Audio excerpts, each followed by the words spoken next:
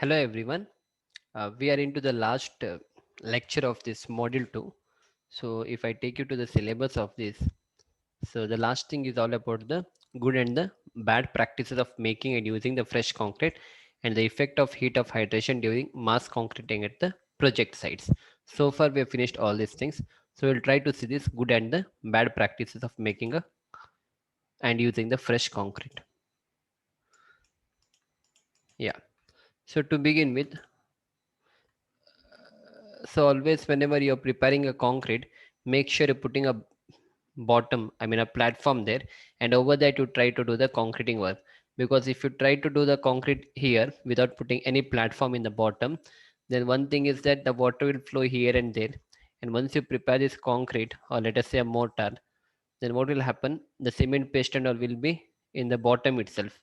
So that tomorrow when you do the flooring of this, then this will become a dead mortar for me. Then again I have to deploy one person to remove all those things. So again it's not the right way of practicing, right? So always try to put a platform, and over that you try to do the concreting work. Yeah. So whenever you try to store the cement bags and all, try to store them in this way. This is a right way of doing things.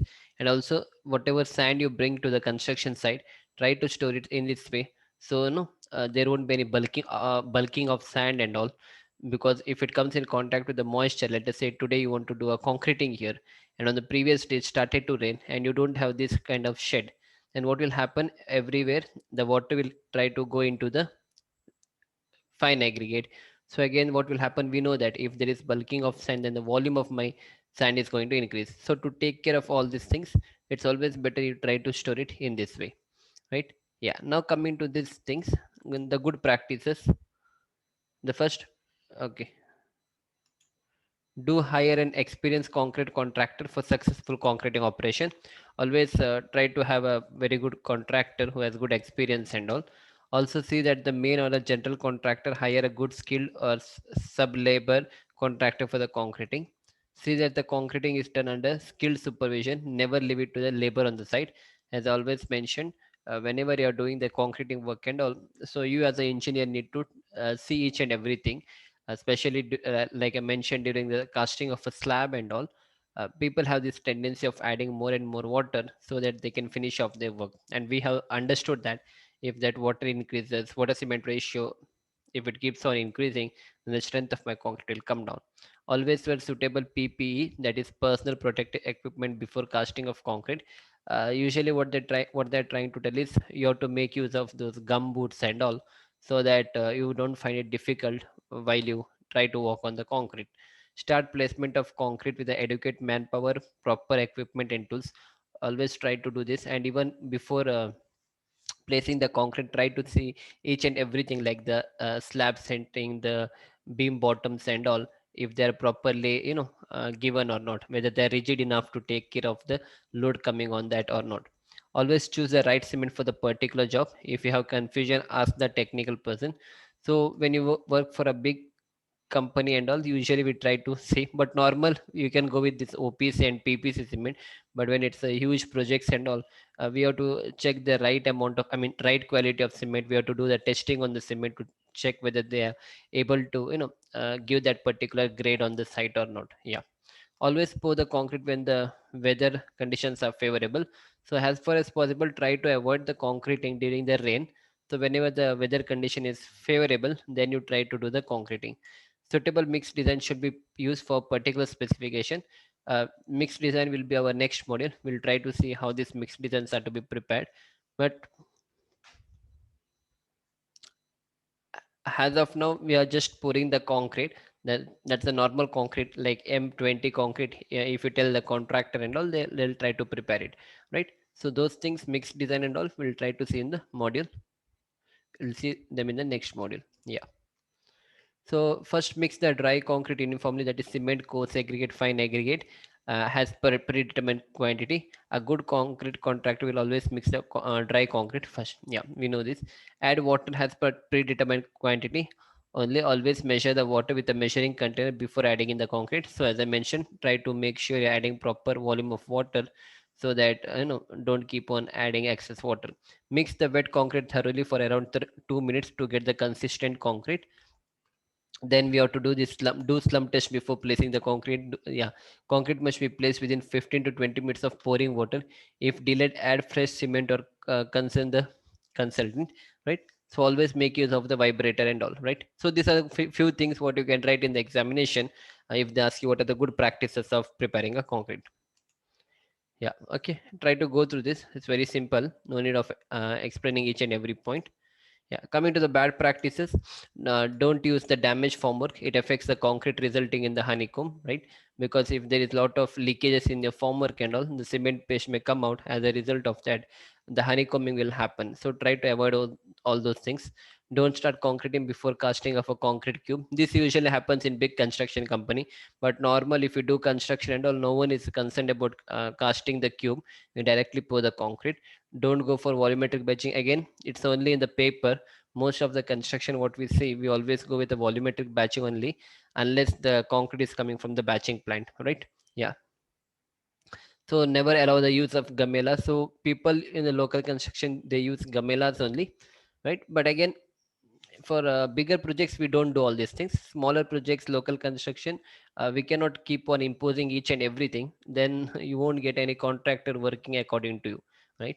Yeah, so try to go through this. Yeah, don't drop the concrete from a height greater than 1.5 meter. That is, we know that segregation is going to happen. And all these things, don't try to use vibrator for a very long period of time. All those things we have seen, try to put them in the point, it's written here. Yeah, so again, selecting and confirming the proper cube strength and all. So always, whenever you prepare the concrete, do the cube testing on that, so that you'll make sure proper strength is achieved. uh, yeah, and also as I mentioned already, we have seen, try to put the proper formwork, so that these formworks are in a position to take care of the load coming on it. uh, the slump test we already seen, make sure you're doing a slump test again.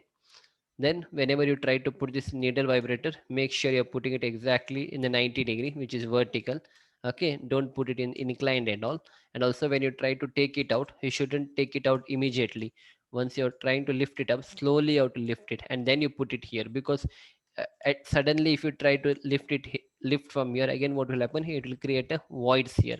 Our main intention is to remove the voids, but if you try to remove this immediately, then again the voids will be created. So as far as possible, whenever these labels are putting this needle vibrator, you have to insist them to take it out slowly, right? Yeah.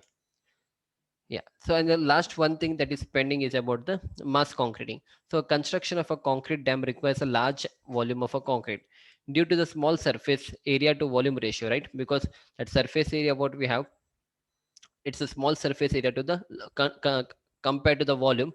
That surface area is very less in dams. So concrete dams are often subjected to high potential of thermal cracking caused by heat generation from the cement hydration. So to reduce this thermal cracking, no, and to ensure the dam structure safety, a concrete dam is often constructed with a low heat generating cement and separated blocks having relative thin lift thickness. So how these things happen? See, thermal cracks occur when the tensile stress due to the thermal stress is greater than the tensile strength of the concrete, or in other words, the thermal strain is greater than the tensile capacity of the concrete. So whenever we try to pour the concrete and all, you see here, this is the mass construction. This is a dam where a huge amount of concrete is required, and this one maybe a big raft foundation what they are doing. Okay, where they require almost 8,100 cubic meter of the concrete to happen. So you can see those transit mixers here, right? So with the help of this pump and all, we are trying to pour in the concrete.